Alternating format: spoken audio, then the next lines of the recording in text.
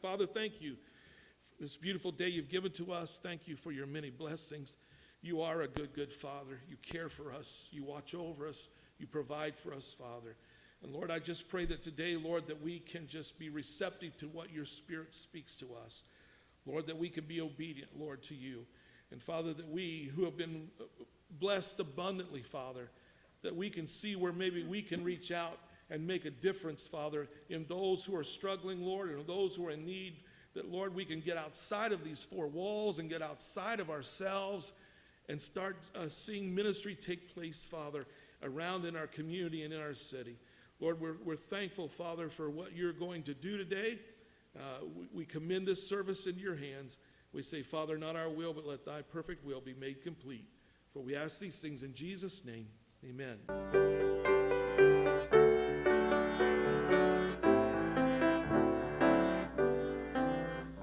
Lord, I lift your name on high. How I love to sing your praises. I'm so glad you're in my life. I'm so glad you came to save us. You came from heaven to earth to show the way, from the earth to the cross, my debt to pay, from the cross to the grave, from the grave to the sky. Lord, I lift your name on high. Lord, I lift your name on high. How I love to sing your praises. I'm so glad you're in my life. I'm so glad you came to save us. You came from heaven to earth to show the way, from the earth to the cross, my debt to pay, from the cross to the grave, from the grave to the sky. Lord, I lift your name on high. Are you glad he's in your life today? Amen? Oh, I tell you, I wouldn't want to live without him. Wouldn't want to live without him. And I'm right where I want to be, in his house on Sunday morning, worshiping with my brothers and sisters in Christ. You know, one day we're going to be together forever. Yeah, I look forward to that day. Praise his name.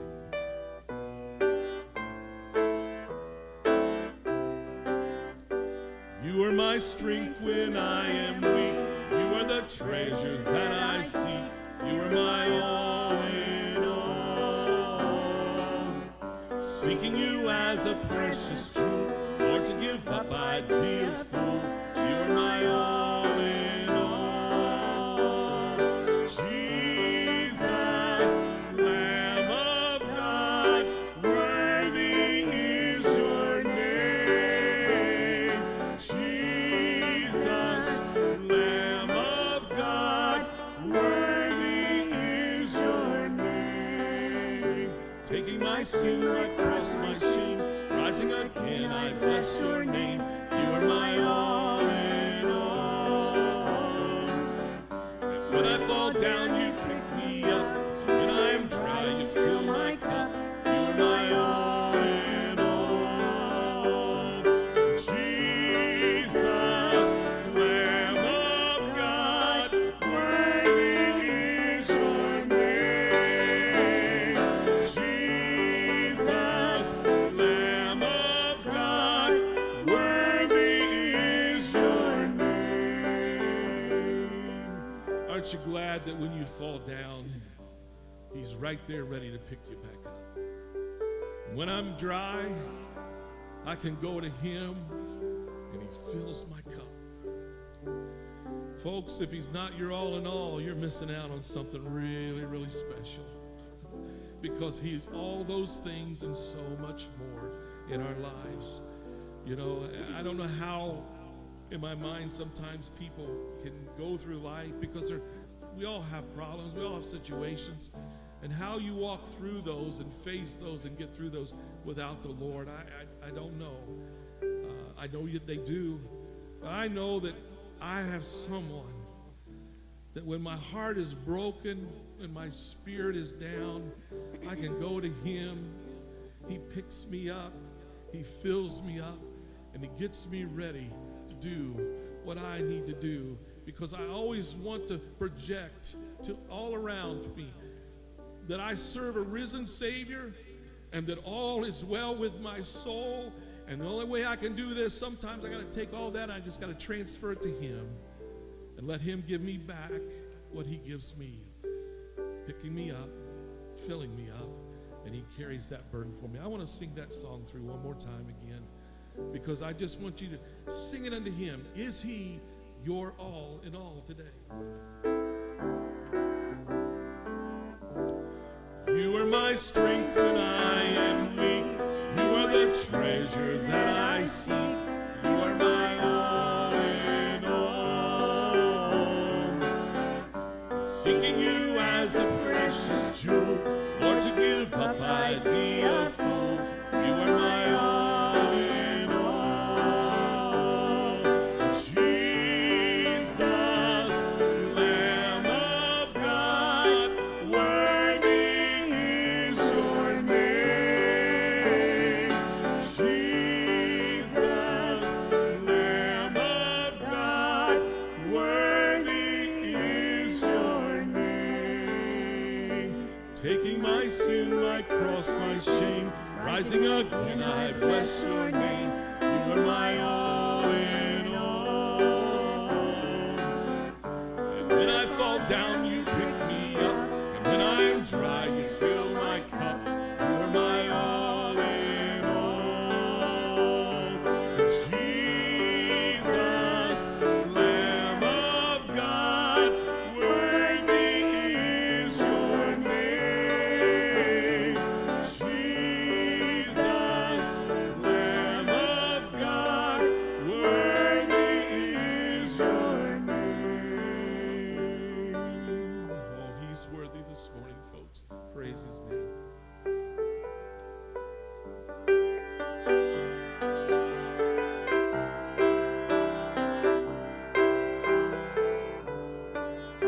Is He your Messiah today? He's mine. He became sin who knew no sin, that we might become His righteousness. He humbled Himself and carried the cross. Love so amazing, love so amazing. Jesus Messiah, name above all names, blessed Redeemer, Emmanuel, the rescue for sinners, the ransom from heaven. Jesus Messiah, Lord of all. His body the bread, His blood the wine, broken and poured out, all for love. The whole earth trembled, the veil was torn. Love so amazing, love so amazing. Jesus Messiah, name above all names, blessed Redeemer, Emmanuel, the rescue for sinners, a ransom from heaven. Jesus Messiah, Lord of all. All our hope is in you. All our hope is in you. All the glory to you, God, the light of the world. Jesus Messiah, name above all names, blessed Redeemer, Emmanuel, the rescue for sinners, the ransom from heaven. Jesus Messiah, Lord of all. Jesus Messiah,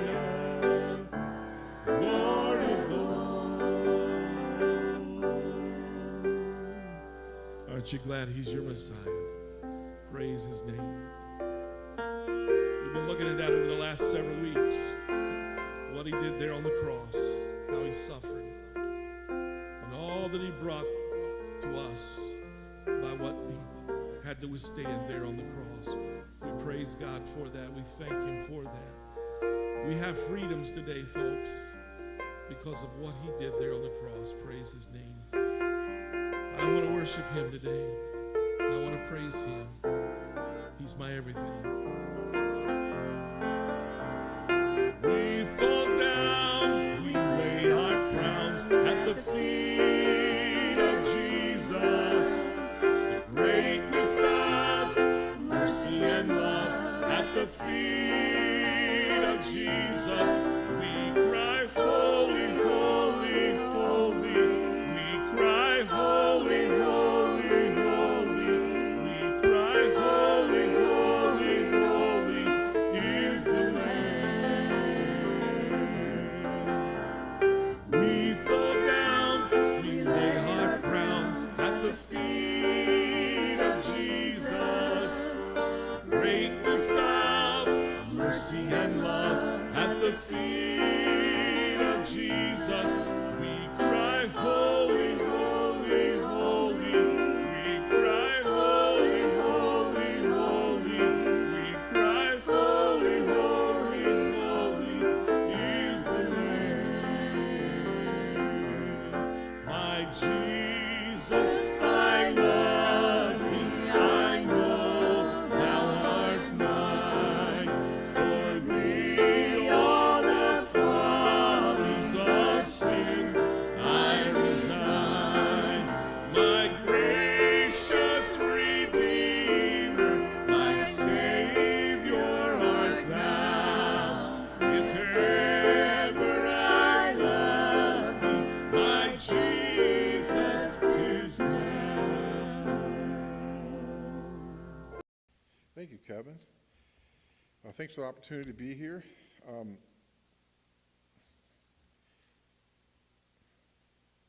Electronics. So what we're going to do this morning is I'm going to kind of give you a background on how we got into what we're doing and kind of a history of how we got there. And then Beth's going to come up and she's the one that does the real work. And so I'm just going to that's how we're going to go with that. So, I'm not going to preach. I hope that doesn't disappoint a lot of you. People start walking out right now. I'm not going to preach or upset, I know. But, I'm a preacher, so no matter when I talk, I'm preaching. So my name's Tim. I used to open this, every time we spoke, I used to go, my name's Tim, and I live with 11 women. That's no longer true, but one time it was true. And the question was, how do we get to that place? Well, and so I'll give you kind of chronology of what went on. In 2008, our children were a senior, junior, and sophomore in high school, and they were ready to make the greatest decisions of their life, the three greatest decisions: whether or not I'm going to serve God, what's my career going to be, and then, there's one more decision that's really major, and I just forgot it. But they're going to make major decisions, and so I grew up thinking in terms of, there was one thing for the will of God in my life, and I struggled with that most of my life. And so what we wanted our kids to know is that God's will goes from eternity to eternity, and it's this big thing, and the key to finding your place, or to finding really God's will, is find out where God's at work, and you join him where God's at work. God's already at work. God's been at work since the creation. He's going to be at work long after we're gone. Our goal then, our task, is to find out where he's already at work and just join him in it. And so that changes the way that we look at everything. And so we want our kids to know that. And so for Christmas, we got them these books. And they were these great books. They had a picture of Moses on the front, which I've become more and more to look like, but at the time I didn't. And they had Moses, and it said, Experiencing God. And we wanted our kids to know, that, how to know what, how to make decisions and how to find out where God is at work and join him.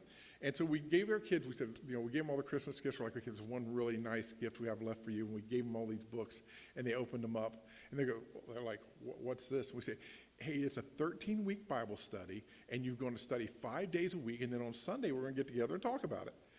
And there was much joy and rejoicing. That's a joke. There wasn't. There'll be a lot of jokes. We'll just go on by them because that's usually how my humor goes. By the way, early on, for my humor, it just has to make me laugh. It doesn't matter after that. And my kids know that, and I send them stuff all the time that just makes me laugh and annoys them. But anyway, so we actually did a workbook. It's 13 weeks. We got through it in 14. We had one of our kids, the overachiever, the youngest one, every week she did her 5 Bible studies and she came prepared, and the other 2 would come home from church on Sunday afternoon and try to cram 5 days into an hour. They'd like crash this. But what we wanted to accomplish was, where's God at work? And so we had, I think we had a couple other people join us for that, a neighbor girl and one of my nephews. And so later on that year, I was working, actually Beth was there too. I was working at what used to be Grace Ministries, now Cap City Church, with my brother and my dad. And we was in church down there, and I had a friend of mine come in named Phil Shoma, and he had a church, but he had started a Bible study on Saturday night for these kids that no one else was reaching. They were called Seeing Kids. They're all, remember back, when was this, 2007, 2008? All these kids dressed in black all the time and all this. Well, they started showing up at his house, and he did the Bible study at 10 o'clock on Saturday night. And so we had him. We went out to lunch like you do when you're good Christian people after church, and we took him out. We talked about it. And we're like, oh, how'd this go on? He's like, he just talked about what was going on. Then that night at our house, like a half dozen of our kids' friends showed up, and we thought, could God be at work here? So we got our kids together, said we got something really important to ask you, and we took them out to a really nice restaurant, Steak and Shake, and we set them down across us, and they said, okay, what's the big news? And said, well, we're pregnant. We lie to our kids a lot. They got over that, and we said, no, you guys, are you interested in doing this Bible study with your friends? And they're like, oh yeah, let's do it. And we're like, well, this means you have to clean your rooms, which was a new thought for most of our kids, but we're gonna have people in here. And so they're like, yeah, we'll do whatever it takes. And the girls really kind of jumped into it. And before long, we had 25, 30 kids at our house every Sunday night. And they were not kids that show up at regular places. They were tattooed and pierced and high and all that stuff. And so we live in a court down here in Strawberry Farms, and so every Sunday night, 30 of these kind of kids would show up at our house, and our neighbors loved us. They just loved the fact that we double parked and we could just take over the whole court the whole time, because our house wouldn't be big enough for all of them. We'd take them out in the middle of the court and we'd separate them in groups. And what we'd do is we'd have a video, and we'd have some food, and then we'd break them out. Or we'd have the food first, then we'd have a video, then we'd break them out into these groups so they could talk about spiritual things. And so as we did that, we found out, we tried to get them to go to our church in the South End, and none of them would go to church. And so, gosh, how much time do we have? I've only got about... No, I am way in deep and way too early. So, okay. Well, thanks, Beth. Beth says it's interesting. I can go on. So we were trying to figure out what to do, and one day Beth says, hey, my dad's got this office over here, and he's got some stuff that he wants to get rid of. Do you want any free stuff? Well, I went to college. I love free stuff. And so we go over to his building, and they're like, oh, he's giving away these chairs, he's giving away these computers, you want these chairs, and there's about 30 black chairs. I'm like, I don't see, a blue chair or something like that, but I'm like, I don't see any reason we need chairs. And Beth's like, yeah, we'll take those chairs. And I'm like, and so we keep going. She says, well, you have this stuff over here, and then so I lose, as we're going through this stuff, I lose Beth after a while. I finally find her back in her dad's office, and she says, hey, come here, I want to show you something. And she takes me to the back of this little building, She says, now, I know there's plenty of husbands in here, right? She said, I want you to have an open mind. Don't make a decision yet. And I'm like, what am I going to do that I know that I'm going to do anyway, but I'm going to be reluctant about? you know. And she says, and she takes me to this little room. I tell you, it wasn't, the space wasn't as big as this stage, was it? It was about half the size of the stage. And she said, yeah, might have been the whole stage. She says, now listen, my dad said we could use this space for just gas and electric to start a church.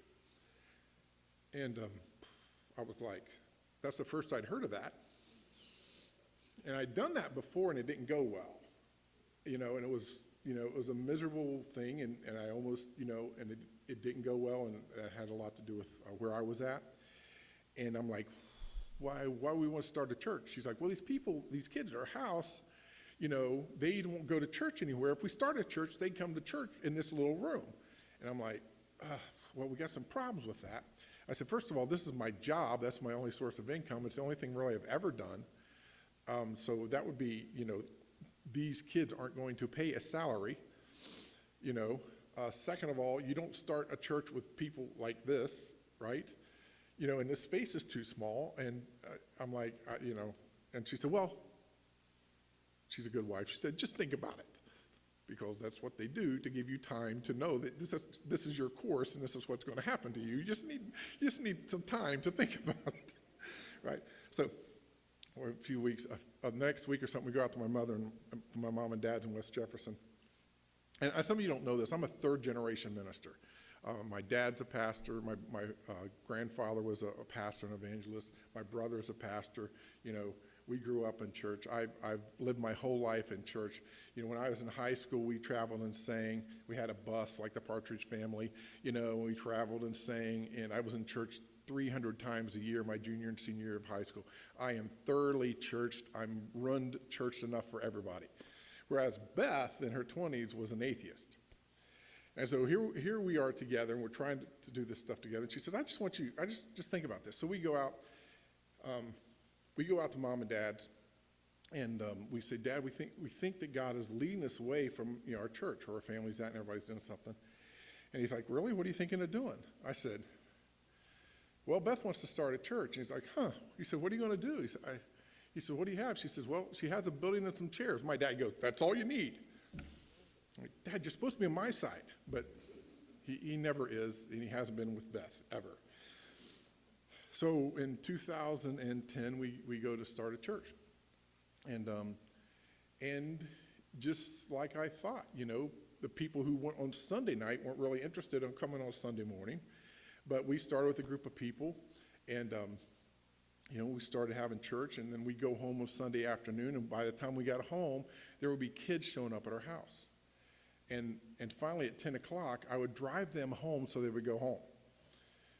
You know, anywhere from 25 to 50 kids would be at our house all day Sunday, you know, and they just keep coming, and they come in because, you know, they could get free food, I guess. And so early on, we break out in these groups and stuff. I've really got to watch my time because I'm not really hitting stuff here. But early on, we're breaking out in these groups. This is part of a personal journey. And I would lead the small groups, and then nobody would listen. And so I learned early on you know, I'd preach on Sunday morning. We'd come home. I'd make the food on Sunday night, and that was my job. I would make the food. That's all. You know, that's all that I was good for in that situation. And so home church just became a really big thing. You know, we'd go to church on Sunday morning. We'd come in what they begin to call home church. There'd be all kinds of people there, all kinds of young adults there. And then you know, and it was just like, it was just really intense. We'd take them home on Sunday night, and then through the week we'd work with these people. Well, one night, and then as the young adults started going, we began to come up with people who we call home church leaders, and they'd be leaders of these little small groups that we'd break out into every Sunday night. And one Friday night, these two home church leaders, these guys are 17, 18 years old, with this guy who's high out of his mind. And they say, hey, can Matt stay with you tonight? And it's Friday night, and I know that Friday night isn't just going to be one night, because Saturday we get ready for everything, and then there's Sunday, and then it's not going to be till Monday or Tuesday that you can actually deal with this guy. And at the point, our two girls are living with us, and I'm thinking, this is a great idea. Let's have a guy who's high, doesn't know who he is, come and stay in our house with our girls for 3 nights. This is wonderful. And so, you know, he stayed with us for 9 months. But, we finally, and it began to work with people because we began to work with people like that because Beth had a background in that kind of stuff and she had a heart for people like Matt. And really, actually, the way we got Matt out of our house is we enrolled him in OCU. We got him a GED, we enrolled him in OCU, and he thought that was the best meal plan he'd ever paid for. That's basically all we got out of that. He got a meal out of that. But we got Matt out of our house. But in the same time, we started taking people in. We started noticing what was going on there. And then as things go on, I need to kind of turn this over to Beth pretty quick. But as things, I'm going to accelerate quickly. One day, Beth sits up in bed like she does all the time. She says, "Hey, I know what we need to do." I'm like, "Oh, please tell me." She's like, "We need to start a recovery program." And I'm like, "Well, what does that even mean?" She says, "Well, all these kids are coming here and they can't get well, and I've been trying to help them get well." She says, "What we need to do is we need to start a full-time recovery program. We'll have these kids come and they'll live with us, and then I'll teach them how to be better. And I can do this in 6 months. We'll just have them live with us for 6 months, and then then they'll be healthy and they'll be healthy humans and they can go on." That's didn't work that way, but it was a great idea in her head. And I'm like, I don't even know how we're going to start that. Well, I need to back up just a little bit because one Sunday night at the end of the night, and remember, Sundays are long. We get up, we go to church, we come home, we deal with people all day. I'd take them home at 10 o'clock at night, just so we could come home and get to bed. At that time, though, Beth was running a paper route that she'd run for 10 years, and she was gone every night. But 3 of our home church leaders, I think they were, 2 of them were 18, and 1 was 19, something like that, right? They said, "We need to talk to you after home church." Huh? He was 20? Yeah, so 2 were 18 and 2 were 20. Well, they take us down in the basement after home church one night, and they say, "Hey, we've got a favor to ask you." And I'm like, "Oh, great." They said, "We want you to rent us a house." And I'm thinking, what kind of idiot do I look like, right? And Beth goes, "I've been praying about that." Oh, wow.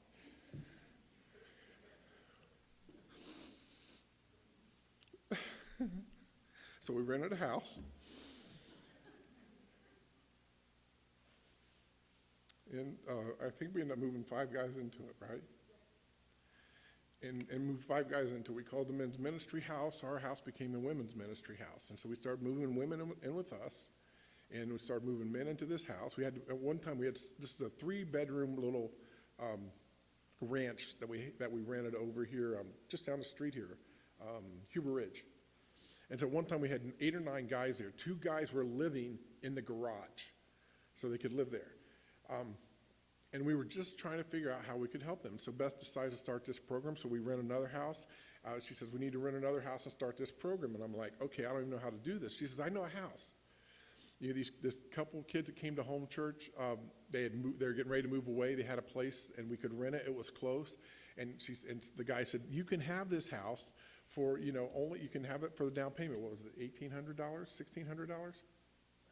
Yeah, something like that. It was like $1,600, something like that.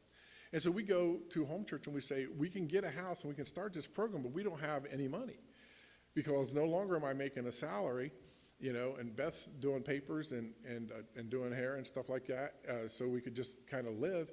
And she says, so we go and we say, we want to do this. We want to start the program. We want to start this house, but we don't have the money for a down payment.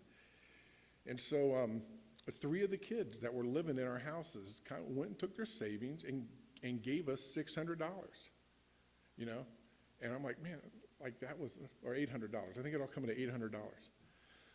I'm like, man, that's fantastic. And so one day a friend of mine calls. I'd coached his son in soccer, and he calls and he says, "Hey, my son wants to get into ministry. I need you to talk to him. Like, I need you to talk him out of it," kind of conversation. "Can you please talk to my son and tell him what a stupid idea this is?" And I'm thinking, yeah, I can do that. And so we meet him and his fiance at the Bob Evans up here on High Street. And we're sitting there, and I'm telling him about, man, we don't even know how this has happened. I said, we can't get food on Sunday nights, and somebody will, there'll be $20 in the mailbox. One night we came home, there's $200 in a boot. So every night, people bring food. At one point, we was getting food from a vegetarian place that would bring us all this nasty vegetarian chicken nuggets. let me tell you, you can't put enough sauce on those nuggets that they taste good. So I'm telling them all these stories. I said, and we're like, wow, if you trust God, you don't know what's going to happen, And, they're sitting there, and we're sitting at this table, and this guy comes up, and he'd been coming to our church. He worked pavers with Beth. His name was Dave, and he says, and Dave didn't have a lot of money or anything, and he says, hey, he talks to us and everything. I introduced him to the couple to tell him what the couple's looking to do, and he says, hey, did you get all your money for that house yet? I said, no. I said, it's really cool. I said, some of the kids in our program that live with us, they don't have any money. They took their savings and they gave it to us, and we got almost half of the money. He says, well, I'll tell you what. I just got an inheritance. I'll bring you a check for $1,000 tomorrow. And that's the way we started the program. Now, and I really kind of need to do a hard turn here and turn this over to Beth. But when Kevin was talking about what he was talking about stepping out in faith, about how when you fully give in to God and you understand that this is His, it changes how you impact the world. Everything we've done has come that way. Every step we've taken has come that way. It's just come as a step of faith. And the truth about this is it's come from a step of faith from the former atheist, not the third generation pastor.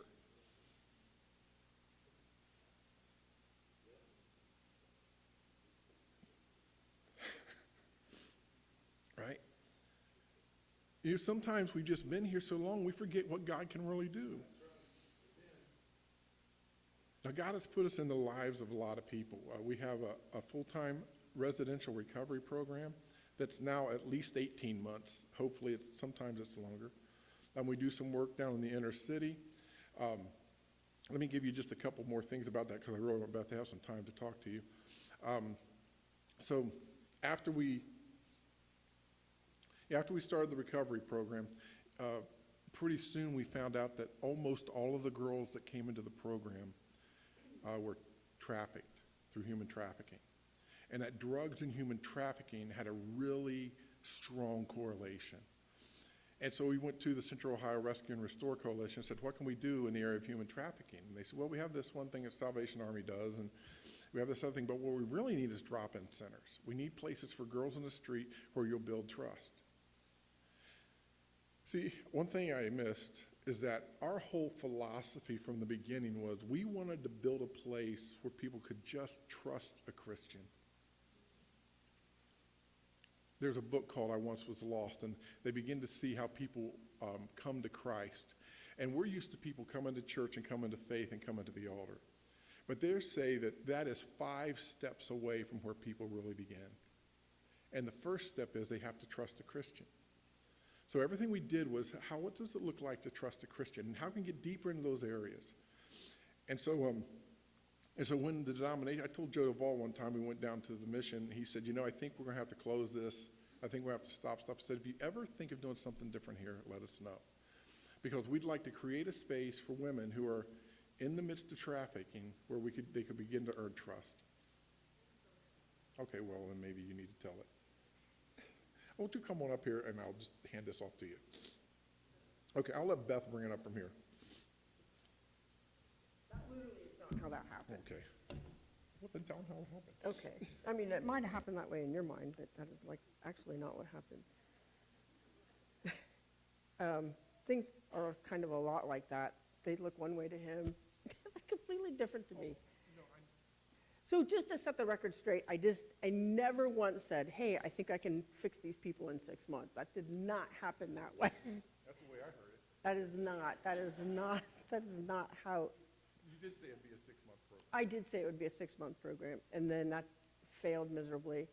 But, so just, that is not how that happened. But we did end up with a program, a long-term residential program, and actually now it's right around, the minimum time it is 18 months, and the maximum time so far to date is 3 years. So we've actually had somebody live in residence for 3 years, and that was a lot of fun.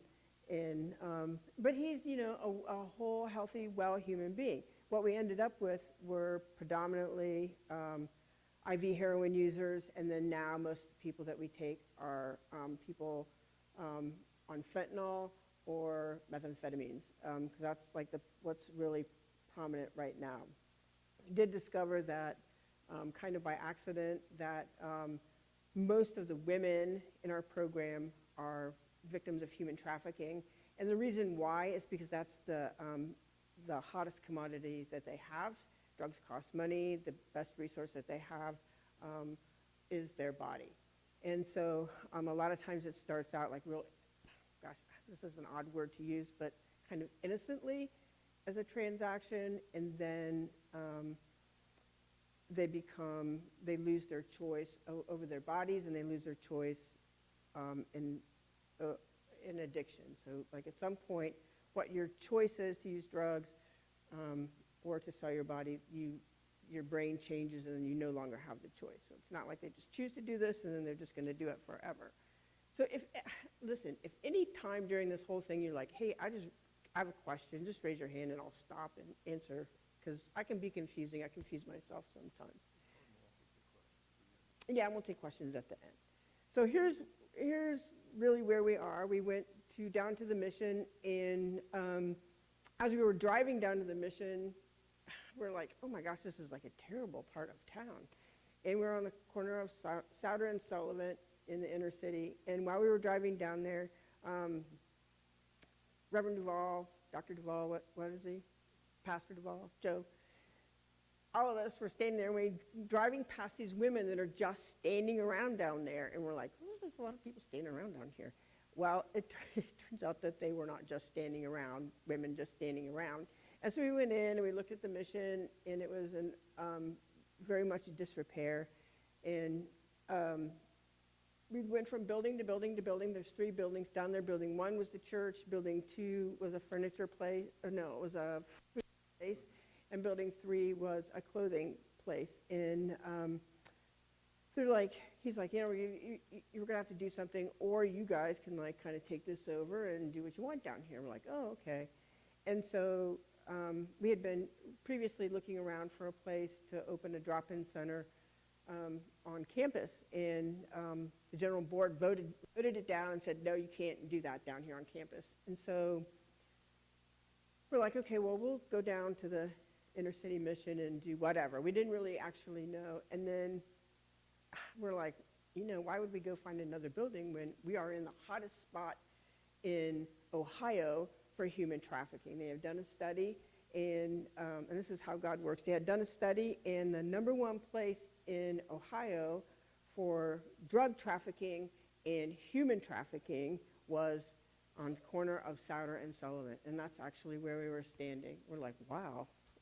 As Tim said, if I believe in spiritual things, I guess we're supposed to be here. So, so we, much to the dismay of a lot of people, we closed everything down. And we closed down the church, we closed down the food pantry, and we closed down the clothing store. And we gutted everything and remodeled everything. And what we ended up with was building 1, which is now a furniture bank. And we serve a lot of people from the shelters. There's, if you've ever come in contact with or had any dealings with the furniture bank, there's kind of a lot of hoops that you have to jump through. You have to get a voucher. Sometimes you have to pay. Sometimes you're waiting on a list for a really long time.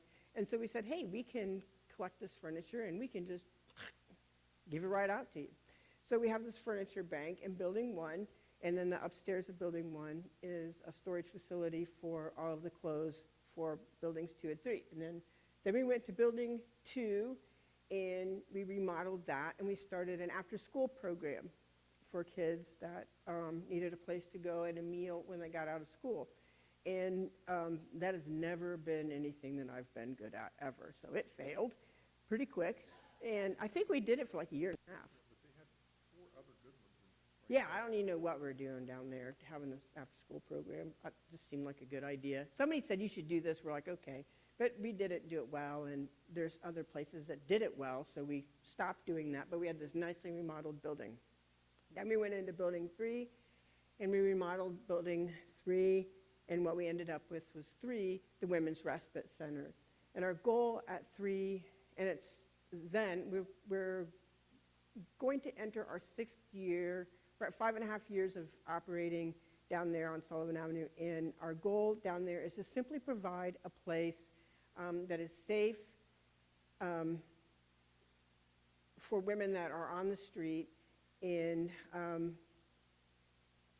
so it's this, our goal is to provide a place that is safe. Well, I wish my daughter was here, to treat them holistically, spiritually, to solve 3 issues: spiritually, physically, and what's the third one? I don't know. She's hopefully will never have access to me saying this out loud, so she'll go, Mom, how could you not know this? It's three. There's the 3 basic human needs: spiritually, emotionally, and That doesn't say. one other way. And so what we do is we provide a meal. We're open 3 days a week. We provide a meal. We provide a shower, a place where you can have your laundry done, a place where you can just come in, sit down, and watch TV. You can get an outfit every single time that you come in, and hygiene products. And our goal really is just to build trust with women, and if and when they ever choose to change their life, we can help them leave the street immediately. In our home, we do have a crisis room. It's empty currently. It's mostly empty. But if a woman comes to me and says, hey, I want to leave here right now, one of our options is to come into our crisis room, and then we can then find a place for her to go. Last week, a woman was unconscious in a chair in the Women's Center, and she woke up, and she goes, hey, I don't want to do this anymore. And I said, okay, well, what do you want to do? She goes, I want to go to recovery. And I said, where do you want to go? And she said, Dublin Springs. And I said, okay. So we called an Uber. I called Dublin Springs. The guy's like, no, you can't come here. And I said, I think she's probably, a good candidate mental health-wise to come in. And so we called an Uber, and she was out. From the time she opened her eyes to the time she was in an Uber was about 20 minutes. And so if somebody wants to leave the street, we can facilitate that for them, and they can go pretty fast. More times than not, anybody that's come into our crisis room, we've actually had to drive them. They've returned to what they've left. The reason isn't because they don't want to be a victim anymore. The reason is because they suffer from drug addiction. And so you can say, gosh, how can you want to live your life like this? And they don't want to live their life like this, but the alternative is, you have to withdraw from drugs. And that's a pretty daunting task to most people that are addicted to fentanyl currently. One of their options is to come into our program because it's free. We don't bill insurance. We don't charge anything at all. But some of the times they're like, 18 months is a long time. I said, well, I've known you 5 years. You've been doing drugs 5 years. What's a year and a half more? And they're like, oh, no, I can't do that. So we have had 2 women that we've brought into our program from the drop-in center. And one just graduated in February. And so far, so good. She's doing pretty well. At our recovery program, we have currently right around a 90% success, 90% success rate for long-term sustained recovery, meaning like we, for whatever weirdo reason, decided that we were going to track our people for 5 years. Everybody tracks them for 2 years or a year, and we track them for 5. And we just had 2 guys recently celebrate 10 years of sobriety, uninterrupted sobriety. So no relapse, no nothing, but 10 years of our first 2 graduates from our program. So so that's like pretty outstanding, actually. Yeah, it's not what we do, it's the community around them we do our job, but it's the greater faith community is involved in their recovery. Research suggests, this big study just came out a couple weeks ago, it says it takes 18 to 24 months for your brain to heal long enough to make a decision to stay sober. I'm like, oh, who knew? Good thing we didn't stick with 6 months. So that's kind of why we do that. After we'd had building 3 open for a little while, we decided it was about a year after that, year and a half after we opened building 2, we turned the children's thing into building 2, and it is to the men's respite center. And we do the same thing for men minus laundry. They get a meal, they get clothes, they come in and watch football games, they hang out with their buddies, they can take a shower. We do not have laundry for them yet. We will eventually, but we don't currently.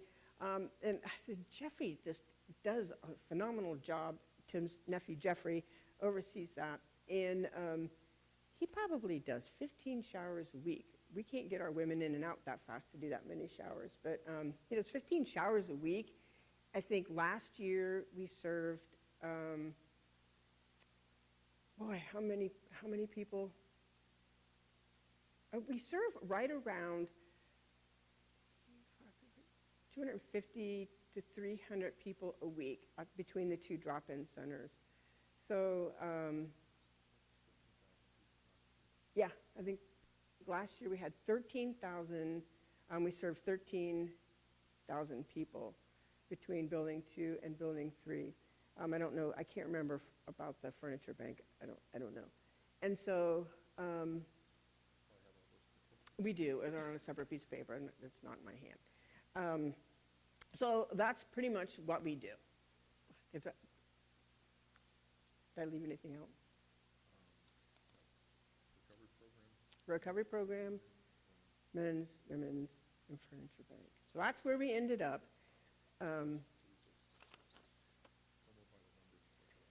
Yes, this is exactly what we do. So, that's a lot of information. Tim is way more interesting. His story is way more interesting. It really was kind of like pulling teeth to get him involved in this. It has been much more easy for me to do this than I think it's been for him to do this, partly because I do have a history in addiction. And then, kind of as a side note, when because I was an atheist most of my life, and so when I decided not to be an atheist, I could have picked any religion I wanted. I checked them all out. I could have been. I don't like pork. I thought Jewish was being like top on my list because I'd never eat pork. I thought, well, I already got that one down, and so somehow I ended up at the Vineyard, and so that's where I came to Christ, was at the Vineyard. But I'm kind of a really straightforward person, and I like to get stuff done, and I like to do it. I'm a type A personality, I would think. Would you think so? Oh, yeah. Yeah.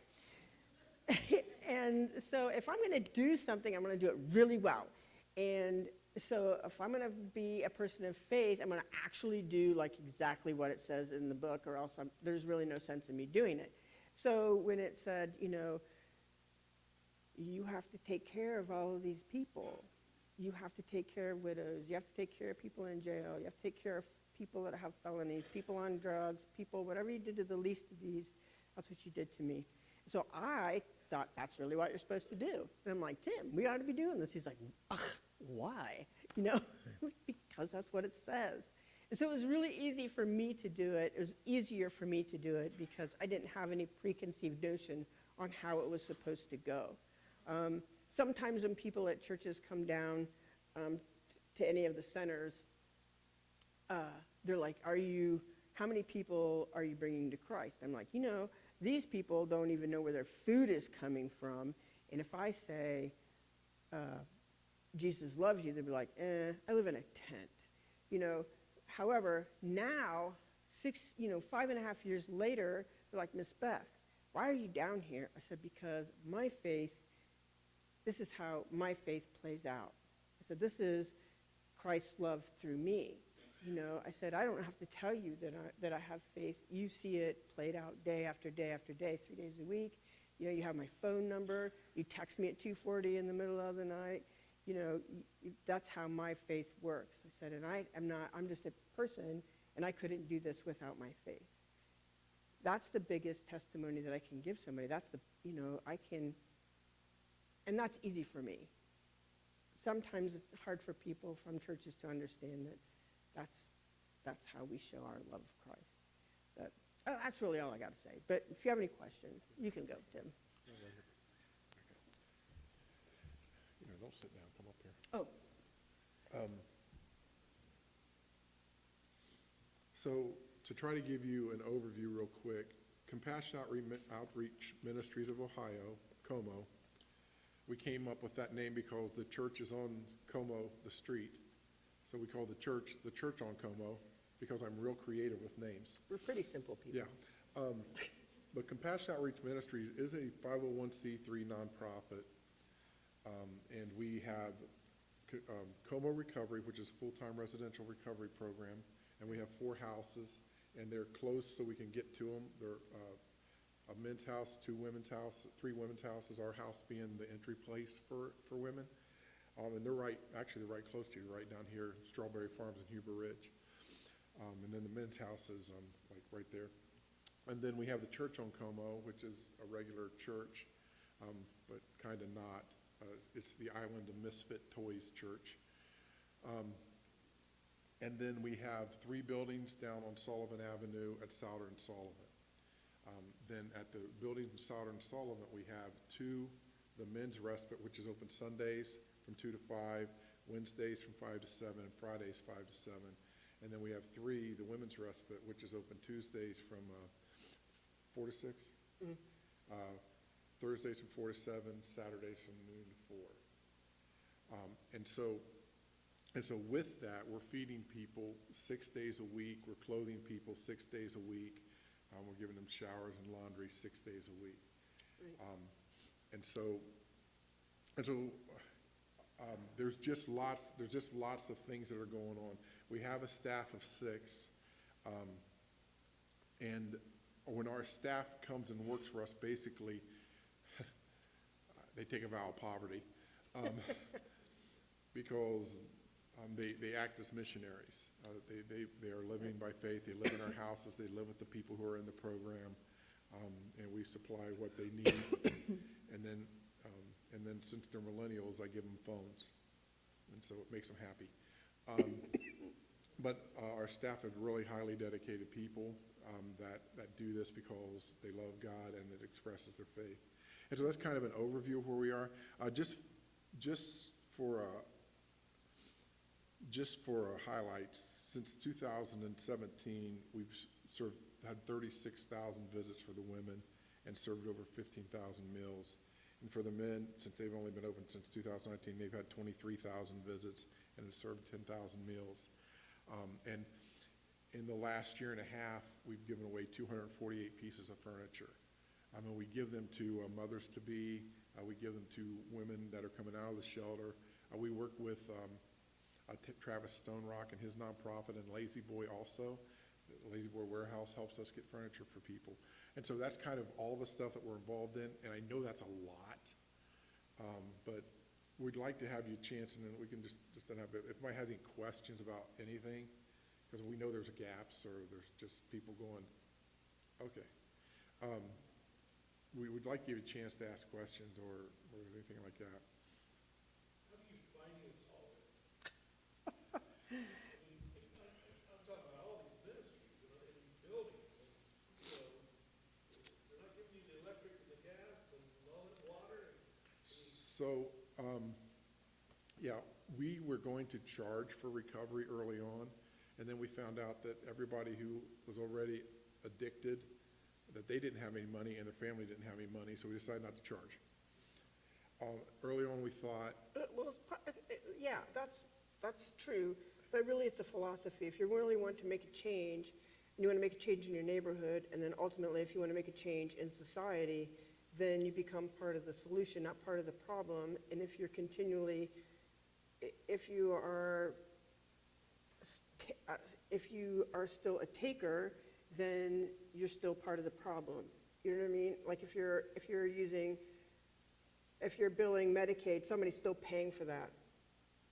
You know what I'm saying? And so it's like, so then you're perpetuating a cycle of poverty. So philosophically, if it is the church's work to do this, and I mean, I wholeheartedly believe that the answer to all of this is God's people.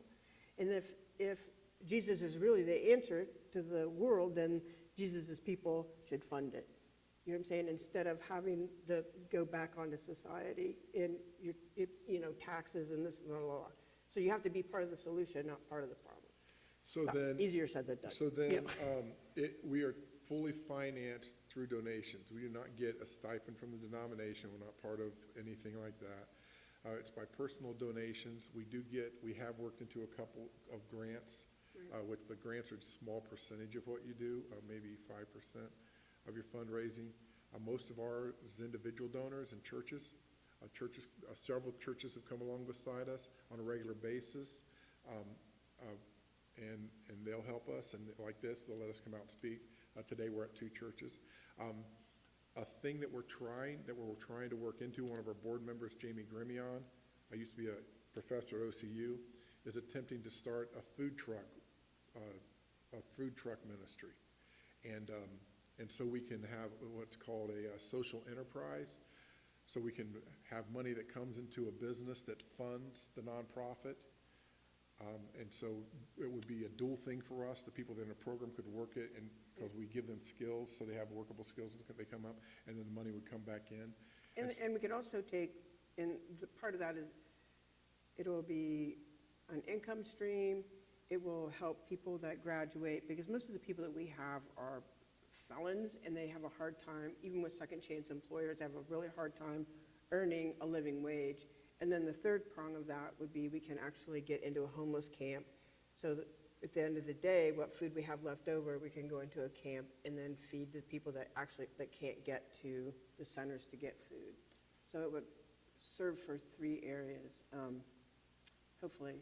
Yeah, and Jamie and Taylor are actually speaking at a church in Lancaster today about that. Jamie, on his own, is trying to take the burden of that to get that going. So, Right. yeah, so that's how it is.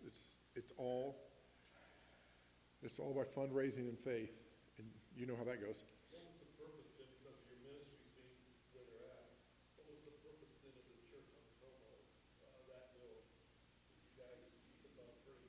It was first. Okay. Yeah. The church was first. Everything was going through the church first.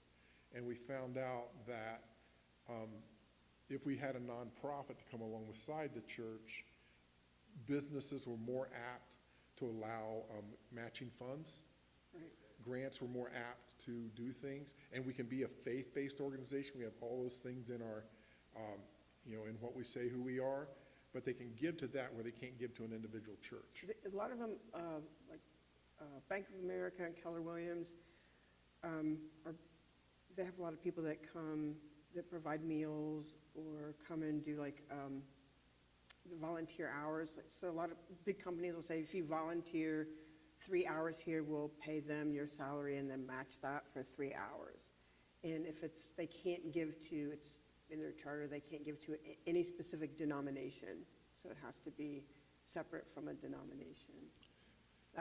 Yeah, and that's a really nice thing. I don't know if you guys work at, a lot of companies will allow you to volunteer and pay you your salary while you're volunteering. Yeah, and then- Your calls, Benevity, Bank of America does it, and so a lot of those, and then they'll match the funds, or they'll match the funds. So if you buy food one day, you turn it in, and then they'll turn around and actually give us funding for that, which has been a nice thing for that. But yeah, did I answer your question? Yeah. It takes a lot to run all that. Yeah. I just wonder where that, Well, what are the streams of revenue that are coming in to help you do that? the main thing that's helpful is really what our staff makes. I mean, if we had to pay, like, we do not pay our staff a living wage. We don't.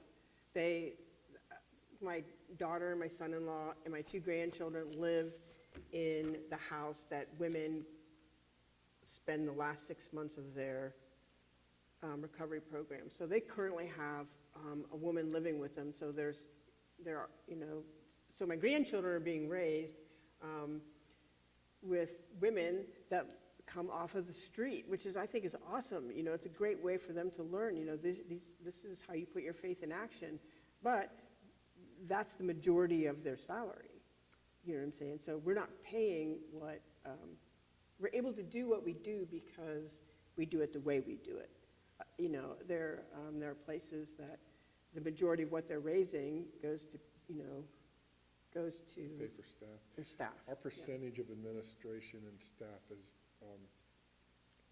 I would think under 15% of our budget, Yeah. maybe a little higher. So when people donate, if somebody gives a pair of underwear, it's going to, We're that really- actually we're goes really to where. big- Yeah, we're yeah. really big on the donation going to where it's at. Right. We do 2 fundraisers a year. We do a dinner, and then we're doing this thing, which every one of you want to come to. You really do. You really do. Listen, I know this sounds like I'm a salesman at this point. I am. It's called Meat-a-Palooza. And what it is about 5 years ago, somebody gave me a bunch of meat that was out of the freezer that had to be eaten right away. So I got all the houses together, which was about 30 people at the time, and we made a big barbecue out of it. The next year, all the guys come back and say, hey, we doing Meat-a-Palooza again? And so we took we took the, and I teach the guys to smoke meat, so we did it again. So it became a thing, and so this year they're like, can we make this a fundraiser? So between our board, our graduates, I'm not paying for actually any of the meat. It's all been donated. We're doing a huge barbecue event. So we'll have like a whole pig, we'll have prime rib, one guy is raising chickens that they're going to actually butcher in a couple weeks and cook for Meat-a-Palooza. Yeah. But we're having it over at the Church of Como, and it's just going to, if you like barbecue, it is fantastic. It's going to be a fantastic barbecue with full. And Beth makes ice cream. I mean, it's her hobby to make ice cream. She fell in love with Jenny's, and then she decided to take Jenny's flavors and make them. So we'll have all kinds of stuff like that. But we do 2 fundraisers a year like that to do it. So you got to, a lot of your work then has to do like fundraising and stuff like that. But Meat-a-Palooza, I brought a flyer. You can scan the code. You can get right in. You can do, if you guys want to come as a church, get the group rate. It's a lot cheaper. Yeah. And so that's what we do that. We have to do fundraising, and so it's just you try as many streams as you can. Anybody else have any questions? Oh, Meat-a-Palooza is May 20th, Saturday, May 20th from 3 to 7. And then the leftovers, Jeffrey has his men's house thing the next day, and they all get the leftovers, which they're really going to be happy about. What? Yep. Well, you guys can have some of Why them. does he get all of it? So, Okay. Well, thank you, guys. Yep. Thank you very much. Okay. Other than churches, like you said, come on board and help give, how are other ways that churches can get involved in helping in this? well, a lot of ways. We constantly, because we are open 6 days a week, every time somebody walks through our door down at the centers, for women, they can have 2 shirts, a pair of pants, underwear, bra, and hygiene products. So that's every time they come in the door. If they come 3 times a week, that's 3 pairs of pants, 6 shirts, 3 pairs of underwear. So we pass out an extraordinarily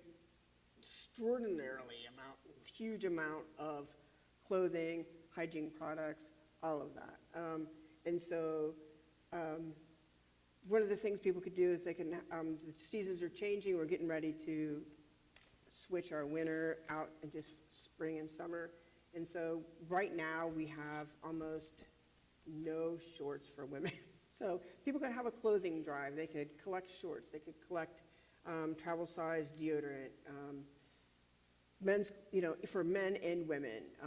Jeffrey's, I think his need for the month is boxer briefs, extra large. So yeah, actually, I have cards. I'll leave some with you. One for the men, one for the women, and on them it tells you what they're looking for.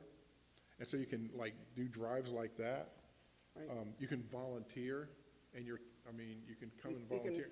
And volunteering doesn't mean, You can provide a meal. some churches, small groups will provide a Right. meal, and we can depend on that meal every month. Right. Like there's a few people that do this third Saturday of every month, they're bringing that meal. And since we're providing 6 meals a day, 6 meals a week, it's really helpful when churches say, we're going to take this time, we're going to do that. Because if we don't have food, then Tim and I get to cook it. Because we have a lot of free time. We serve a lot of food. Yeah, and so I'll leave this with you too. If you want to serve, you can like scan these things, or you can go to our website. Everybody's used to going to a restaurant scanning it. We have that technology.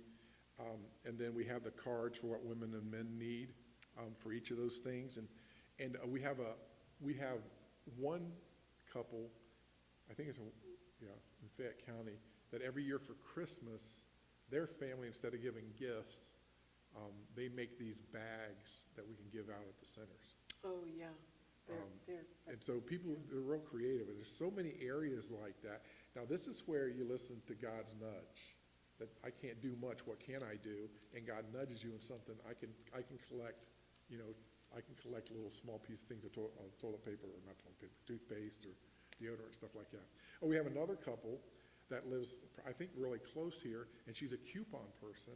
And so every 6 weeks or so, they bring us 5 or 6 bags of stuff that she gets extra: shampoo, soap, deodorant, all that kind of stuff. And so they have it, and they just bring it every 6 weeks or so. Mm-hmm. And so you can be a part of rescuing people in human trafficking and addiction, in a lot of ways. So yeah. Anything else? One more?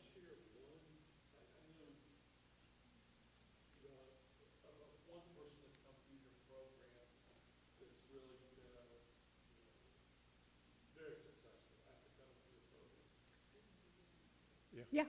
Mm-hmm. And Derek Baker. Derek Baker. So, yeah, Dan is very public about it. He's on Facebook. So Dan,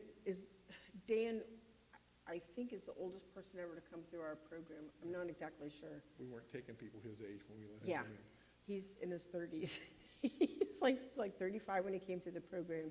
And so Dan, he is coming up on 10 years of sobriety, and and this is more than not. Like I said, we have a 90% success rate. So 90% of the people that graduate our program are married. Dan is married. He has a child.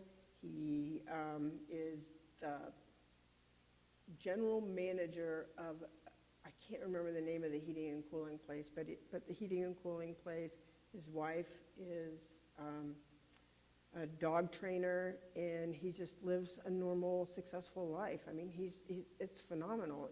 Derek, the very first formal person that came in the program, is 10 years sober. He is married. He has 6 kids. Yeah. 4. Oh, no, I forgot about that. Yeah, right. Tell him how Derek came in.